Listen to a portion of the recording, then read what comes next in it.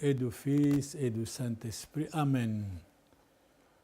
Chers citoyens, chers Libanais, qui que vous soyez, vous écoutez la parole de Dieu, soyez attentifs, vous allez vous sentir bien, certainement. Surtout ne pas négliger d'écouter la parole de l'Éternel, la parole de Dieu. Jésus avec une femme.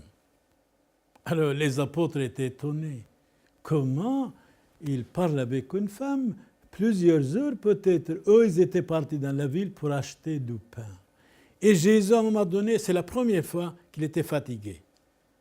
La première fois, Jésus était fatigué et il voit voir puits de Jacob et le Samaritain vient pour puiser l'eau. Donnez-moi l'eau, s'il vous plaît. Donnez-moi un peu d'eau. Mais il dit, qui êtes-vous? Moi, je suis Samaritain. Vous savez très bien, les Samaritains ne parlent pas avec les Juifs. Jésus dit, Madame, si vous saviez qui j'étais, vous seriez étonnée. C'est vous-même, vous allez demander de l'eau. Pourquoi vous n'êtes pas plus que Saint Jacques qui a fait ce puits?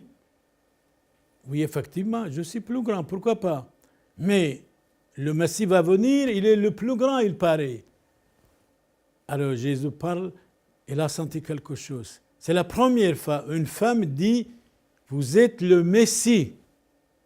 C'est la première fois, une femme qui a avoué la divinité de Christ, la messianité de Christ.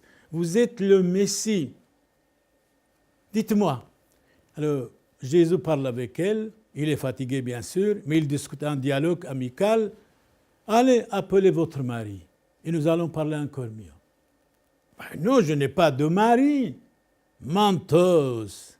Celui qui est avec vous n'est pas votre mari, n'est-ce pas? Mais vous avez eu 5. Alors la femme était stupéfaite, étonnée, bouleversée. Il va dans le village.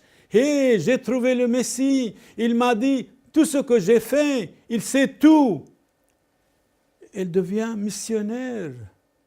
Elle va prêcher la parole de Christ dans le village. Il va amener les villageois au Christ. Venez, voyez. Alors ils sont restés 3 jours avec le Christ. Le Christ 3 jours avec eux. Il prêchait, il parlait jour et nuit, régulièrement, stablement. Et les gens étaient contents. Ils ont dit à la femme, Madame, c'est vrai, c'est grâce à vous que nous sommes ici, mais maintenant nous avons tout compris. Vous pouvez partir. Effectivement, il y a des gens qui viennent chez moi, une famille de loin, de France ou de Luxembourg. Il va amener tous ses amis à la messe chez moi. C'est grâce à cette personne que les autres viennent. Et quand il vient, il remercie la dame. Maintenant, nous connaissons ici l'église de Saint-Antoine de Padoue. Vous pouvez partir, mais nous allons rester. Nous allons venir stablement, régulièrement à la Sainte Messe. Alors Jésus a vraiment loué leur foi. Il a remercié cette dame qui a fait la propagande de Christ. Il m'a dit tout ce que j'ai fait. Certainement, il est le Christ, le Messie. C'est grâce à elle, le village entier était converti. Donc, une personne peut éduquer un village entier. Par exemple, un professeur de l'anglais, il va dans un village, dans une année, tout le monde va parler l'anglais. Un professeur mauvais, il va dans un village, eh bien, tout le monde va être dévié du bon chemin. Donc, une personne peut sauver beaucoup d'hommes et une personne peut démolir beaucoup d'hommes. Alors, soyez des personnes qui bâtirent, qui construisent et pas démolir. Alors, soyez vrais, allez vers le Christ. Je crois que vous êtes touchés par cette femme. Moi, personnellement, je suis touché.